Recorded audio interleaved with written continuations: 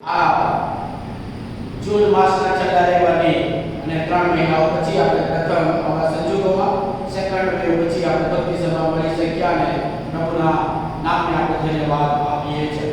જો ચોક્કસતા છે તે ચોક્કસતા આપણે સમજીએ અને તે પ્રમાણે પ્રભુને ધન્યવાદ આપતા આપણા જીવન અને પ્રભુના હાથમાં સોંપીએ છીએ. ખાસ યાદ રાખીએ રવિવારે તે પ્રમાણે ફાધર્સ ડેની ઉજવણી કરવામાં આવી છે અને એ સ્મરણ કરતા આજે પવિત્ર શાસ્ત્રમાંથી હું 4 પિતાઓને નમૂના તરીકે તમારે આગળ રજૂ કરવા માંગુ છું.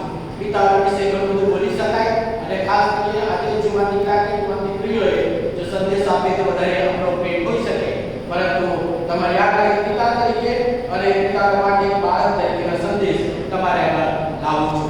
જે વચનો પિતાઓ માટે છે, જે ઉત્તેજની બાબતો છે, જે જવાબદારી બાબતો છે, જે શિક્ષણની બાબતો છે, તે બાબતોના 4 પિતાઓમાંથી આપણે શીખવા માંગીએ છીએ. પહેલો પિતા છે અય્યુબ. અય્યુબનું પુસ્તકના પહેલો અધ્યાય અને 5મી કલમમાં લખવામાં આવી છે કે તેઓનો જે ઉજવણીના દિવસો પૂરા થતા અને પૂરા થયા પછી અય્યુબ એમના બાળકોને યાદ કરીને ગણતરી પ્રમાણે એ નિયમિત પ્રાર્થના કરીને યજ્ઞ કરતા કે જેથી એમાંથી તેઓનું જીવન બચી જાય કે પરમેશ્વરની વિરુદ્ધ તેઓ પાપ ના કરે, એટલા માટે ખાસ અય્યુબ કાળજી અને સંભાળ રાખે. અને પવિત્ર શાસ્ત્ર એના વિશે લખે છે કે એ નિત્ય એટલે કે હંમેશા રેગ્યુલરલી એ પ્રમાણે બાળકોના માટે પ્રાર્થના કરવાનો, બાળકોના માટે યજ્ઞ કરવાનો, બાળકોના માટે આત્મિક જીવન માટેનો બચાવ કરવાનો કાર્યની જવાબદારી એ પિતા તરીકે અદા કરતા. અને એટલા માટે એ અય્યુબના પરથી આપણે પિતાઓ તરીકે આપણે એ બોધ લેવાનો છે કે આપણા બાળકોના માટે નિયમિત આપણે પ્રાર્થના કરવાની જરૂર છે. આપણા બાળકોના માટે નિયમિત પ્રાર્થના કરવાની જરૂર છે. એક પિતા એમના 2 દીકરાઓ હતા, એમના માટે ખાસ પ્રાર્થના કરતા હતા.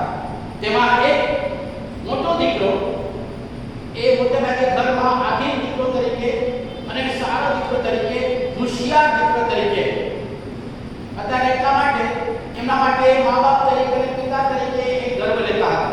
એટલા હોશિયાર હતા કે તે MBBS માં એડમિશન લીધું અને તે વખતે જે પ્રમાણે મેડિકલ લાઈનમાં બધાને સારું હતું તેમાંથી આગળ વધ્યા, એટલા માટે પિતાને ગર્વ હતો. પણ જ્યારે નાનો દીકરો હતો એ જરા તોફાની અને રખડે એમ કહેવાય, અને એટલા માટે પિતા હંમેશા નાના દીકરા માટે પ્રાર્થના કરવાનું ચાલતા. મોટો દીકરો બહુ સરસ આધીન છે, સારો છે, હોશિયાર છે બધી રીતે, એટલે એટલા માટે પ્રાર્થના કરતા, પણ એ સારો છે તે માટે ઓછી પ્રાર્થનાઓ કે સારી બાબતનો આભાર માનતા ઓછી પ્રાર્થના થાય. દીકરા નાના દીકરાના જીવનના બદલાવ માટે જીવન કાર્યમાં મોટું કાર્ય કરે, જીવન બચી જાય અને સુધરી જાય એ બાબત માટે હંમેશા પ્રાર્થના કરે. મોટો દીકરો ભણીને MBBS થઈ ગયો, નાનો દીકરો જેમ જેમ કોલેજમાં ગયો અને ત્યાર પછી આગળ વધ્યો ત્યારે બન્યું કે મોટા દીકરાનું જીવન એ બીજા રસ્તે ચાલ્યું ગયું. ત્યારે નાનો દીકરો એ પ્રભુનો બાળક તરીકે બહુ સારી રીતે ગ્રેજ્યુએશન પૂરું કરીને એ સારી જગ્યાએ નોકરી કરી એક સારા વ્યક્તિ તરીકે બહાર. આ કોઈ કલ્પનાની વાત નથી, એક વાસ્તવિક ઘટના છે. વાલો એ બને છે ઘણી વખત આપણા બાળકો સારા છે કે બહુ યોગ્ય છે એટલા માટે આપણે પિતાઓ તરીકે એમના માટે નિત્ય પ્રાર્થના કરવાનું ચૂકી જઈએ છીએ, અથવા તો આપણે પ્રાર્થના માટે એમના માટે થોડા સમયને યાદ રાખીએ છીએ. પિતાઓ તરીકે વહાલાઓ એ મારી અને આપણી મુખ્ય જવાબદારી છે, જે અય્યુબનું જીવન આપણને પ્રેરણા આપે છે. આજે હું અને તમે આપણા બાળકો માટે કેટલી વખત કઈ રીતે શેના માટે પ્રાર્થના કરીએ છીએ?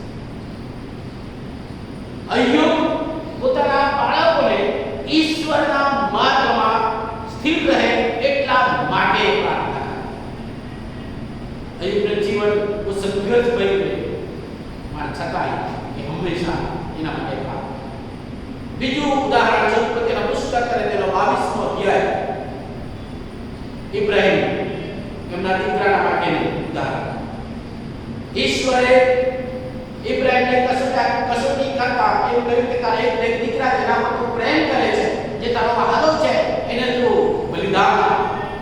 અને ઈશ્વરના વચન પ્રમાણે તેને આધીન થઈને ઇબ્રાહિમ જે જગ્યા બતાવે છે ત્યાં એના દીકરાને લઈ જાય છે.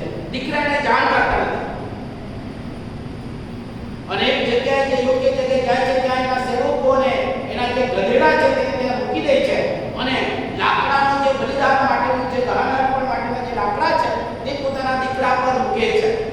દીકરો કદાચ એટલા લાકડા ઉચકી શકે એટલો મોટો હશે અને પોતાના એક હાથમાં છરો લે છે અને એક હાથમાં અગ્નિ લે છે અને દીકરાની સાથે જાય છે. રસ્તામાં ચાલતા ચાલતા દીકરો પૂછે છે, બાપા દહન માટે લાકડા છે, છરો પણ છે અને દહન કરવા માટે સળવા માટે અગ્નિ છે, પણ હલવાન ક્યાં છે? ये प्रश्न इसहाक पिता इब्राहिम ने पूछे अघरू प्रश्न. इब्राहिम ने जवाब આપવા માટે બહુ મુશ્કેલ પણ એક જ વિશ્વાસથી કહે છે, પ્રભુ ગુરુ પાસે. શા માટે ઈસાક એ રીતે બાપાને પૂછે છે? જ્યાં છે અભ્યાસ કરે ત્યારે ખ્યાલ આવે કે ઈસાકે બાપાનું જીવન જોયું છે. બાપાના જીવનનું વર્તન અને ઈશ્વર પ્રત્યેની વફાદારી અને ઈશ્વર પ્રત્યેની સેવા અને ધાર્મિક બાબતો, આત્મિક બાબતો જીવન વ્યવહાર જોયા છે. અને એટલા માટે જ્યારે દહનાર્પણ કરવામાં આવે ત્યારે ચોક્કસ છરો હોય, અગ્નિ હોય, લાકડા હોય, પણ તેની સાથે સાથે હલવાન પણ હોય. અર્પણ આ ઈસાકે એના બાળપણથી એના પિતાને કરતા જોયા છે અને એટલા માટે ઈસાક બાપાને પૂછે છે કે હલવાન ક્યાં છે? આ બાબત એક પિતા તરીકે મારા જીવનનો અવલોકન કરતા જીવનની બધી બાબતો જોઈને ચોક્કસ બાળક પૂછે છે અથવા નહીં પૂછે તો એના જીવનમાં એક પ્રમાણે જીવીને જવાબ આપે. આજે પિતાઓ તરીકે હું અને તમે આપણા બાળકો માટે કેવો નમૂનો પૂરો પાડીએ છીએ? કયા પ્રકારનો નમૂનો બાળકો આપણામાંથી લે છે? બાળકો એટલા માટે પિતાઓ તરીકે આપણી ગંભીર જવાબદારી છે. આપણું જીવન એ આપણા બાળકના માટે પ્રથમ નમૂનો છે. અગાઉના વર્ષમાં મિત્રો દિને મેં સંદેશ આપ્યો ત્યારે એ બાબતની ઇતિહાસ મેં કહ્યો કે હિબ્રુ એટલે કે યહૂદી લોકોની અંદર, યહૂદી કુટુંબની અંદર પિતા એ ઘરનો મોભી છે અને એ પિતાની જવાબદારી બાળકને શિક્ષણ આપવાની છે. અને એટલા માટે પુનર્નિર્માણ પુસ્તકની અંદર આપણે એ વાંચીએ છીએ. પુનર્નિર્માણ પુસ્તક અને તેનો 6ઠો અધ્યાય અને તેની 4થી કલમથી આપણે વાંચીએ છીએ કે હે ઇસ્રાએલ સાંભળ, યહોવા આપણો દેવ તે એકલો જ દેવ છે. યહોવા છે અને યહોવા તારા દેવ પર તું તારા પૂરા અંતઃકરણથી તથા તારા પૂરા મનથી તથા તારા પૂરા બળથી પ્રીતિ કર. અને આ જે વચનો હું આજે તને ફરમાવું છું તે તારા અંતઃકરણમાં ઠસી રહે અને તે તું ખંતથી તારા છોકરાને શીખવ. ખંતથી તારા છોકરાને શીખવ. ક્યારે તે જ્યારે તું ઘરમાં બેઠો હોય ને જ્યારે તું રસ્તે ચાલતો હોય ને જ્યારે તું સૂઈ જાય ને જ્યારે તું ઉઠે અને ત્યારે તે વિશે વાત કર. અને વધારે આપણે એટલા માટે શું લખવામાં આવ્યું છે? અને તું તેમને નિશાની તરીકે તારી હાથે બાંધ ને તારી આંખોની વચ્ચે તેમને કપાળ ભૂષણ તરીકે રાખ અને તું તેમને તારા ઘરની બહાર સાતો ઉપર લખ કે જેથી બાળક અને કોઈ પણ બહાર આવે તેને તે વાંચે. જીવન આપનાર પરમેશ્વર તેનું જ્ઞાન તેનું શિક્ષણ તેની દોરવણી આપણા બાળકને પિતાઓ તરીકે આપવાની જવાબદારી આપણી છે. આપણે ટ્યુશનમાં જઈએ ત્યારે બહુ કાળજી રાખીએ અને ગુરુ કંઈક મળે ટ્યુશનમાં મુશ્કેલ પડે તેની પણ કાળજી રાખીએ. અને એના માટે બાળક કહે કે મને ખિસ્સા કરશે કે મને આટલું કેટલું આપે તો હું જઈશ અને તે પ્રમાણે આપણે ફૂલફિલમેન્ટ કરી દઈએ. આજે બાળકોને આપણે પિતાઓ તરીકે આપવાના માટે બધી જ કાળજી રાખીએ છીએ. પણ અય્યુબ અને ઇબ્રાહિમની જેમ એના જીવનમાં આપણા જીવનનો નમૂનો રહે, પ્રભુને સ્વીકાર કરીને પ્રભુના માર્ગમાં જે જીવન મળે છે એના માટેની કાળજી રાખવાની જવાબદારી પિતાઓ તરીકે મારી છે અને આપણી છે. આ ઇબ્રાહિમ કરે છે. ત્રીજો ઈશ્વર પિતાને વિશે નવા કરારમાં જે 7 વચન વાંચવામાં આવ્યું છે, માથી લખેલ સુવાર્તા તેનો 9મા અધ્યાયની અંદર આપણે વાંચી 18મી 19મી કલમ અને 23મી 26મી કલમ સુધી. અને આ જે અધિકારી છે તેનું નામ લુકને લખેલી સુવાર્તામાં 8મા અધ્યાયમાં આપવાનું છે, યાઈર છે.